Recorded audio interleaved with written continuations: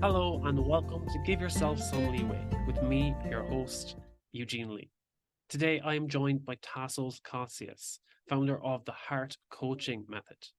Tassos shares how he helps women navigate the male dominated corporate workplace and how he helps them to establish a holistic, healthy work life balance.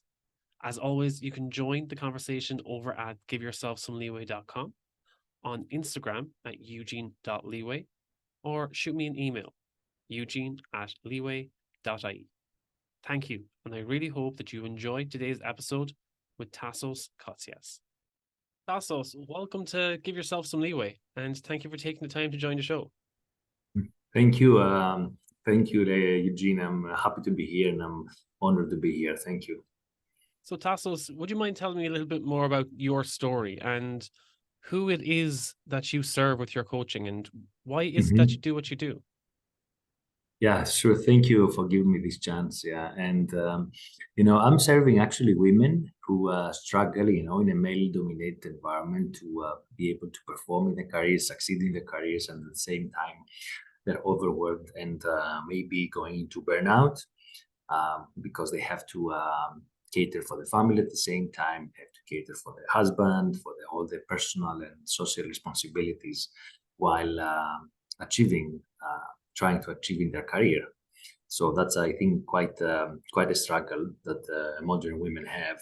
So this is why I'm trying to support these women, to overcome these and try really find really a work-life balance that suits them and suits their families and their social surroundings. So since you asked me how I started, and why I'm supporting these women, I can tell you that it came instinctively and it came, let's say, gradually, because I was also in the corporate environment, the corporate world for many years, for over 25 years.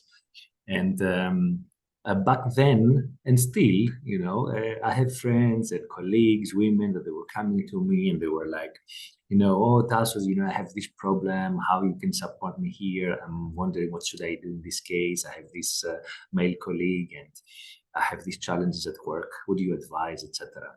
So back then, especially like 15, 20 years ago, I did not even know of anything about coaching. At least now I'm qualified and certified as a coach, so I can handle this discussion differently. But back then I did not know, so I would say it was quite instinctive that I could relate with them. I could sit down with them. I could listen to them.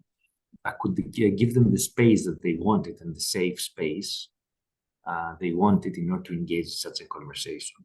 So yes, gradually this came up, and now through my holistic coaching practice in the last years, I dwelled more into this, let's say, space.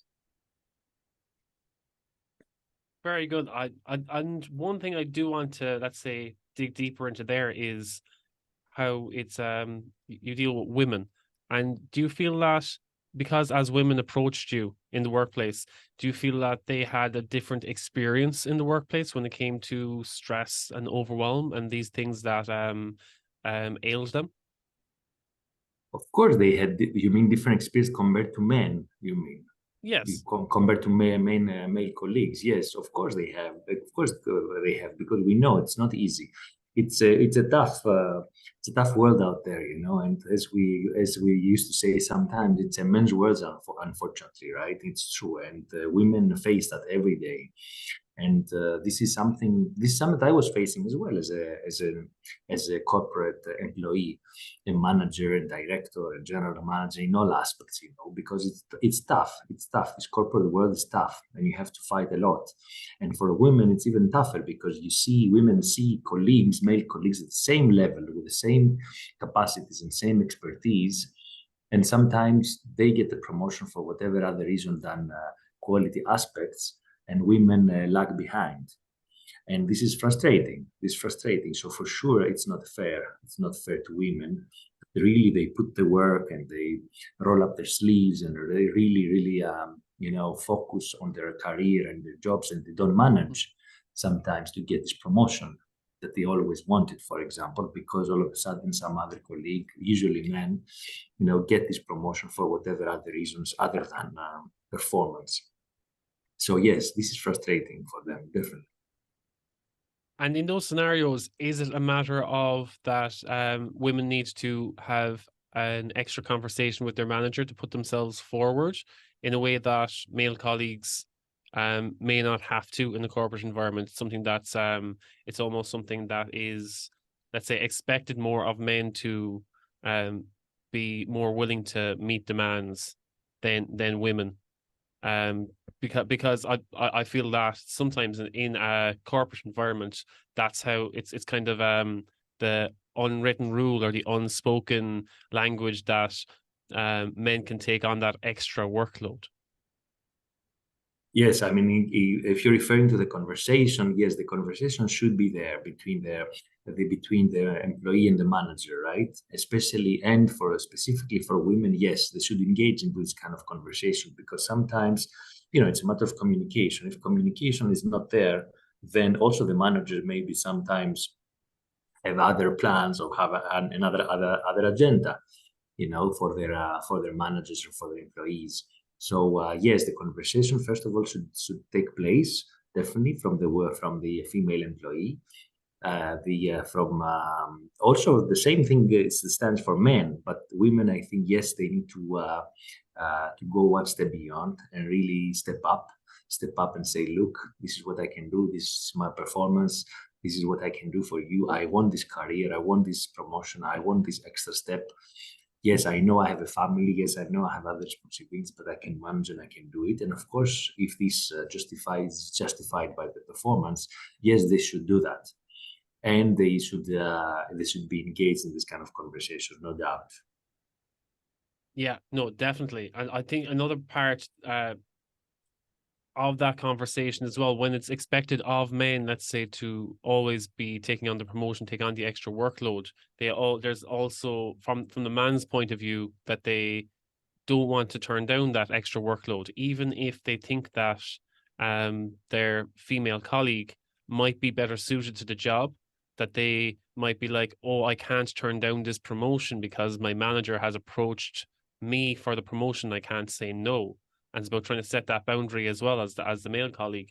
Sometimes there has been points where a male colleague has put a female colleague forward for a promotion. And I think that's another conversation to have with your colleagues to say, look, if this promotion comes up, I would really like to go for it because of this.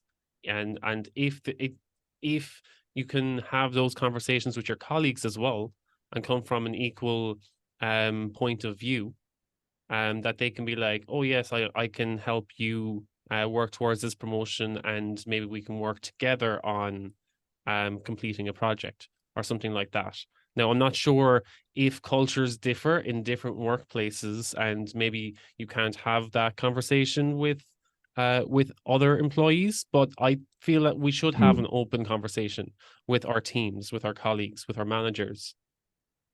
Yes, definitely. I mean, if you're referring to a conversation between a manager and an employee, either male or female, yes, the conversation is easier. But if you're referring to a conversation between employees, the same level, going for the same promotion, then unfortunately competition arises, and it's very tough. It depends on the culture, of course, yeah, right? Because as you know, I live in Qatar, so it would never happen this year.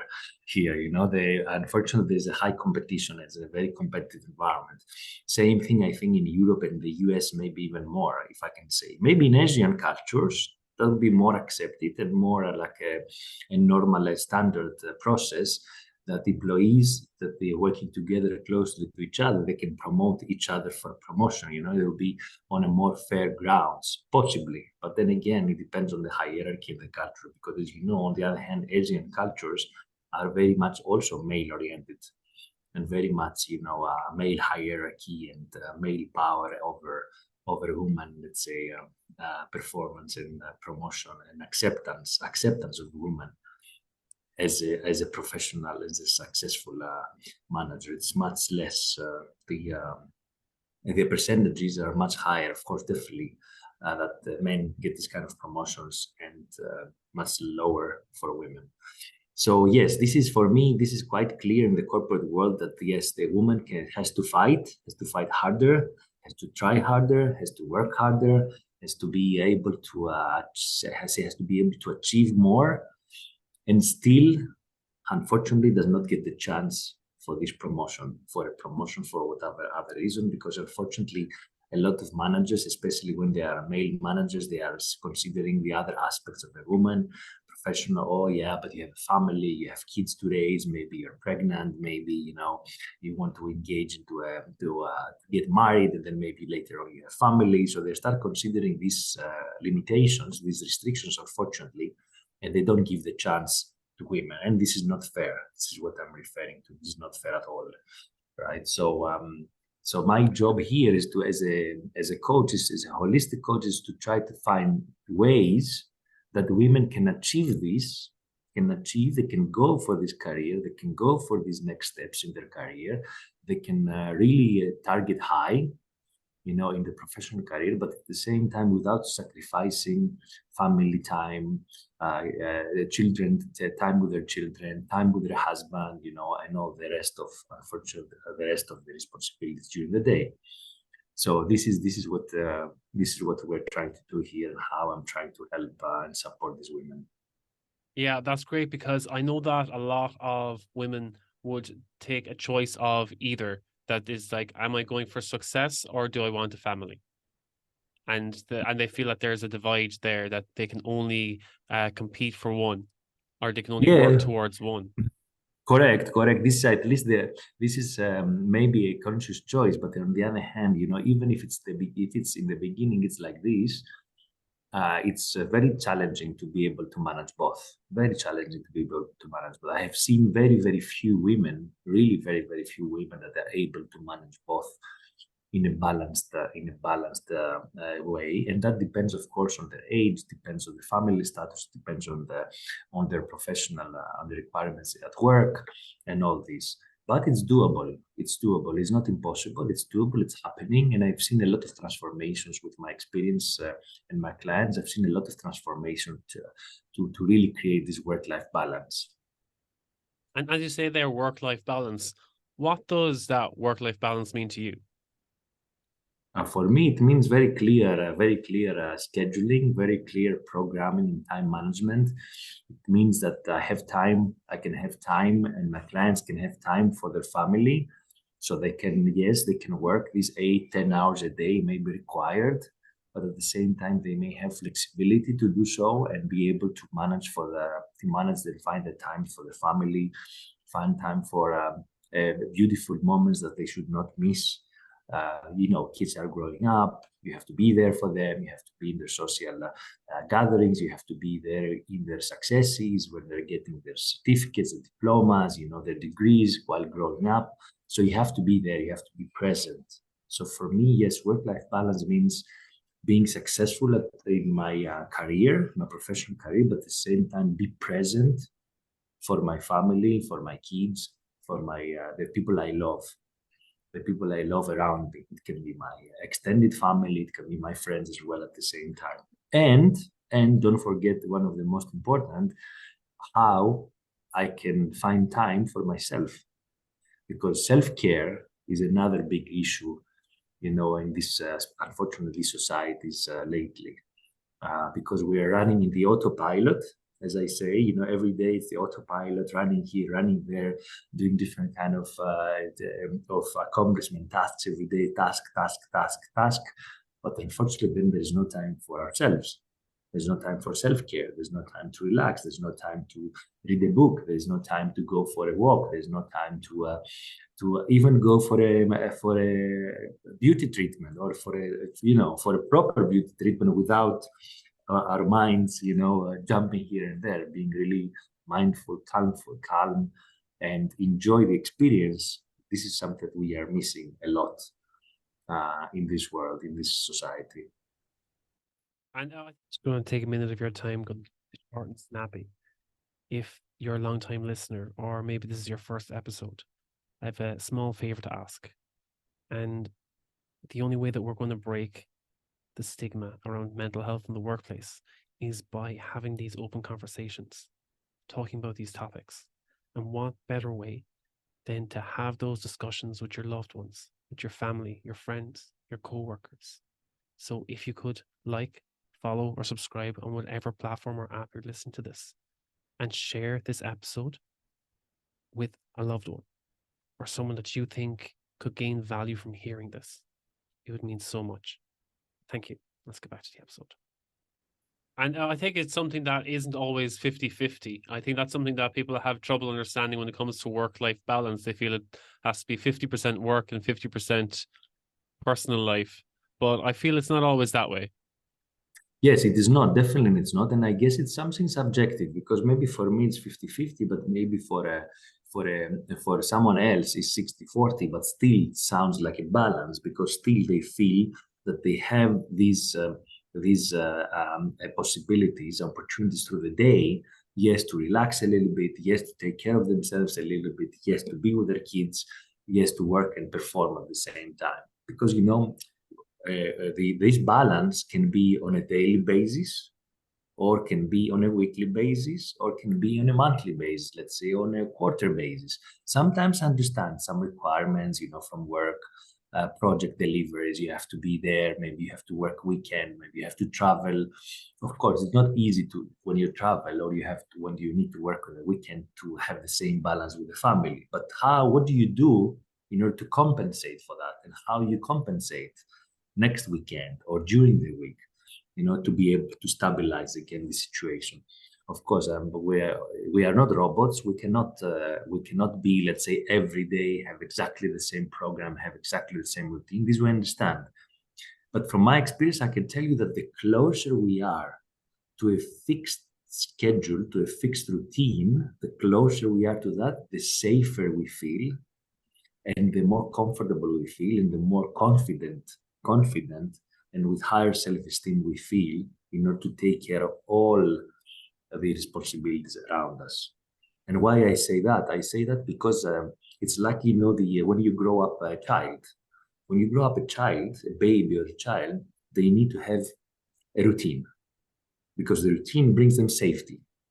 So it's the same thing with adults. A routine, even if it sounds like a routine, if you include in this routine all these aspects that make you happy and make you stable and comfortable, then you feel safe.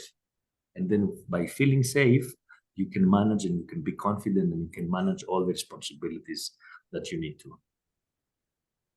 So when it comes to having that balance, what would be your holistic approach to developing a work-life balance? Yes, thank you for this. Thank you for this question, Eugene, because recently I have developed a very unique coaching methodology that I'm using with my clients lately, which is I call it Heart Coaching Methodology. And Heart is an acronym which I've developed from the 5 letters. So H is for holistic approach to life. E is for empowerment. A is for acceptance, R is for resilience, and T is for transformation. But this is a process, not just an acronym, right? It's also a process, and it's a coaching process and a coaching methodology that I'm using, and I'm partnering up with my clients. And I've seen very interesting results there, because when you start from point A, and you reach out to point B, you see complete transformation in, let's say, 3 months' time on the issues, and one really on what the clients are really wanted to achieve and really want to change in their lives. So I'm using this Heart Coaching methodology a lot lately, and I've seen great results in this. So when it comes to the heart coaching methodology, do you feel that is one of the better way of managing, let's say, overwhelm and stress in the workplace? Do you feel that people are not looking enough at holistic approaches, or maybe they're overlooking the importance or the power of holistic approaches? Because sometimes people will be like, if they are overwhelmed or stressed, they're going to look for medication, or they're going to look for different therapies, or Yes. they're looking for the quick fix tools that will get them ahead. but they're not Yes. actually looking within themselves. Yes, you're right, because you're exactly to the point, because exactly this is the essence. So through the heart coaching, through our process, it's not that we're doing the quick fix because I'm tired and I'm going to have a massage, a treatment, and get better and feel better for the weekend, then go back to work. Because we're not talking about the physical level only. Here we're talking about four different levels. We're talking about the physical level, we're talking about the mental level, the emotional level, and the spiritual level. So through the heart methodology, you're starting with a holistic approach in life, first of all, which is the first PH, the first step. And we try to identify with the client together what is important for them in order to really have a holistic approach in their life. Meaning, what does it mean holistic? Meaning that they understand their feelings, they understand their emotions, they understand their mental processes, they understand the time balance that they need to create, the balance they need to create. They understand how to manage their time. They understand what to give priority, where to give priority. They understand what they do about themselves in order to create the self-esteem they need, to increase the confidence they need in order to be out there, to the world. So this is the holistic aspect in a nutshell. Once the clients understand this holistic approach and they feel more confident and they feel higher self-esteem, they feel that they can achieve this balance in their environment, then we proceed to the empowerment, to the E aspect. What is the empowerment? How the empowerment is coming? The empowerment is coming when I feel more confident. The empowerment is coming when I feel more balanced. The empowerment is coming when all of a sudden I start hearing from other people in my environment that, look, wow, how you can manage this. I'm impressed that you're managing your time better. I'm impressed that you can manage your career with your family at the same time. So the empowerment slowly comes. And then out of this empowerment, when I feel more grounded and I can radiate that, I can reflect this to other people, then I start feeling the acceptance. Because all of a sudden my managers, even my husband or my wife, accordingly, depending, right, will start appreciating me more, will start accepting me more, and I will be receiving these compliments, let's say, of acceptance, even if it's not compliments, maybe they are subtle cases that I will be feeling this kind of acceptance from my surroundings. So this will be fueling back to the empowerment. So it's like acceptance is fueling empowerment is fueling acceptance. And then brings me to a higher level, which is the resilience. Because when I started having the holistic approach, together with empowerment, together with acceptance from my environment, then I can build this long-term resilience that I need in order to surpass the challenges, any challenge that I face from now on in the future. Because if I feel empowered and accept it, I can be more resilient to face any challenge that's coming on my plate, either it on my professional life or my family life or an illness or whatever it is. So I'll build this long-term resilience out of the consistency, out of my routine, out of my holistic approach, out of the environment, out of the acceptance. And then slowly, with building this resilience, I'm transforming basically myself. Because if I look back, I would say, okay, 3 months ago, I didn't know, I didn't have this balance. I was feeling insecure. I couldn't take care of myself. I couldn't feel grounded. I couldn't feel strong, right? And now, all of a sudden, I feel accepted. I feel empowered. I have the resilience that I need to move on, to go on and achieve more objectives, achieve more goals. So this is where the transformation comes in place. Yes, and this is where really it's surprising to see this transformation in people and in my clients. That's great. And I actually do love, it's very smart to take on the word heart, having that 5-stage framework. So so I really do love that. So if there's anyone, let's say if there's a woman who wants to work on that work-life balance, or they want to achieve more in the workplace, but they don't know where to start, what's the best way for them to get started on this heart coaching methodology with you? The first step would be, and I'll be happy to offer to any of your audience listening to us, I would be happy to, or watching us, I would be happy to offer a 30 minutes consultation call just for them, to get to know me, get to discuss a little bit more about the heart methodology and how this can support them in what they are facing in their daily challenges. So I would be happy to offer this upfront, and then it's up to them to decide whether Tassos and myself as a coach can support them and can be a good partnership, a good chemistry to help them achieve what they need in the next, let's say, 3 months. So that would be my advice at this stage. And of course they can reach to my website, and they can study a lot of material. I have a lot of material. I have an ebook. I have a lot of blog posts around the holistic approach and about the heart coaching methodology. So there's a lot of content and material out there. Great, awesome. And they'll be able to find you on Instagram as well at My Holistic Coach. Correct. They can find me on Instagram. They can find me on Facebook, and in my website, which is www, and basically my name. So www.tassos.kotzias.com, which means, if I can spell it, it will be TASSOSKOTZIAS.com. And there they can book a call directly with me. This 30 minutes free consultation call that I spoke about before.